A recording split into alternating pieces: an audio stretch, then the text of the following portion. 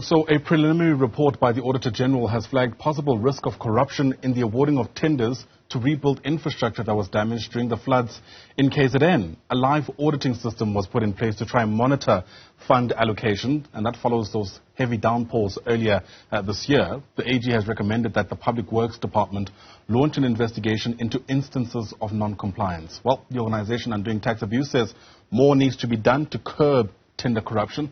Its CEO Wayne Duvenage joins us now via our video link for more on this. And Wayne, it's great to have you on the program as always. Thanks indeed for making time to chat to us. So my understanding is that, this preliminary report is flagging the risk of corruption insofar as the allocation of these funds is concerned. What do you understand that to mean? Well, it would appear that the Auditor General has picked up some irregularities already and is raising the flag early, which is good because this is what these live audits do. As the money is spent, they look into exactly what's happening. And if the flags are going up early, then we know that there are concerns. And we see this very, very often in infrastructure building, emergency spend. We saw it on the COVID-19 emergency funds. It just doesn't stop. So we really do hope that the departments, all the relevant authorities now look carefully into these matters and make sure that the money isn't misspent. And if it is, that perpetrators are held accountable. Yeah, and that was going to be my next question. I mean, how much of the money do you reckon has been spent in a context where we're referring to this as early warning signs, as it were? Yeah, look, there wasn't a lot of money. R1 billion was initially earmarked. We think more has come to the fore for the disaster in KZN from the floods. Nonetheless, we see several millions of rands now being allocated to one entity, and those are one of the areas where there's a red flag. So, but it's regardless of the amount, whether it's a few million or tens of hundreds of millions. And it runs into billions of rands where we see this type of abuse of relief funds. So it remains to be seen. We would like to look at the reports in more detail as they come out from the Auditor General. Yeah, and I guess it's important for us to highlight that we actually haven't seen the reports ourselves. But still, OUTA has already been quoted as saying you're not surprised that we're here. You already mentioned that, in fact, this resembles some of the worrying developments we saw around COVID-19 misuse of funds. You're also calling for more action to be taken. What does that look like to you? Yeah, so when it comes to, irregularities of this nature, we very often see a couple of people suspended. We see it now in the Department of Health in Gauteng. Very often these individuals resign and nothing carries forward. No disciplinary action, no record of dismissal. And all the details that come from these findings need to flow into the criminal justice system. We need to have investigations and prosecutions, court action, and eventually jail terms. We don't see enough of that, and it takes far too long to get to the bottom of some of these relatively simple issues where these red flags are raised. So we do wish that the authorities would take more action a lot quicker and a lot more sterner than they have in the past. Yeah, the DA in KZN is actually calling for funds to be withheld from companies that have been flagged even at this early stage. The unintended possible consequence of that, of course, is that no relief will be provided to KZN flood victims in a context where some of those companies may, for argument's sake, be absolved from any wrongdoing. I mean, is that the kind of action that you reckon we need to take as an immediate step? It's very difficult. And as you say, you raise a valid point. What we don't want to do is stifle relief.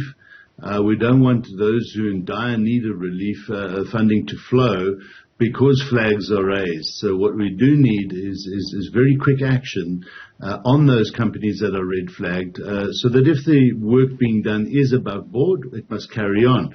And this is the danger when we live in a country where there is so much corruption and maladministration and misspending, is that we can put up so many barriers that nothing happens. And we've got to be very careful of that. So we need a very focused attention from a forensics point of view into these matters, but fast action.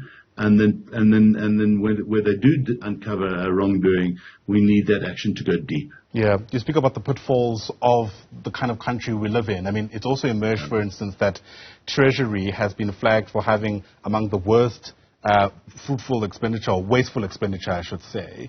I mean, how much of an indictment is that? That is crazy. You know, when we read that last week, it's just the mind boggles of all departments where you would expect scrutiny and you know, extremely disciplined spending. It would be in the Department of Treasury. To find that amount of misspending is just, it does the mind boggle. So we need Treasury to answer to that and to make sure that they close all the loops within their own controls, and that we don't have this type of allegation against a department that should be looking after our money and not misspending it. Yeah, and that's really at the heart of the tragedy, isn't it? I mean, there's often that saying around who guards the guardians. We're hoping that Treasury would be the one holding other people accountable for spending money correctly. But, I mean, you can't really blame anybody for feeling disillusioned that Treasury itself is found to be in want.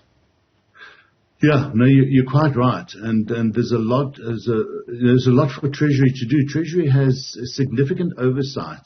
We believe that they should be holding so many departments accountable for the misspending, and yet we find it happening within their own backyard. That is a serious concern, and we hope the Minister and the DG looks into this and closes all those loopholes. Yeah, but back to the floods in KZN. I mean, the reality, of course, is that it's ordinary people, as we always say, who suffer the most when there isn't correct accountability implemented, even when we are at an early stage of flagging the possible risk of corruption. I mean, how much accountability do you reckon some political leaders in the province should take, given the responsibilities that were given, to ensure that, you know, this is actually something that's carried out without any hiccup? This all sits in leadership's laps. You know, it comes from the top, and unless, and especially in dire situations like this, where the poorest of the poor do suffer the most, we'd like to see leadership from the top being exercised and taking ownership of the problem. It is on their watch that this misspending and misallocations take place, and they need to be extremely diligent and come down hard on any misspending, and we don't see enough of that. So, you know, we saw it now with the Department of Health as well. For after a year of Babita's death, again, took so long to get there, and now we find you know, dismissals or suspensions taking place.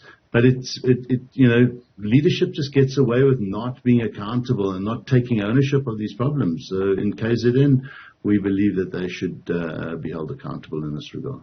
Wayne Duvenage, always great getting your take, sir. Thanks very much indeed for speaking to us. Wayne Duvenage is the CEO of the Organization Undoing Tax Abuse. Thanks again.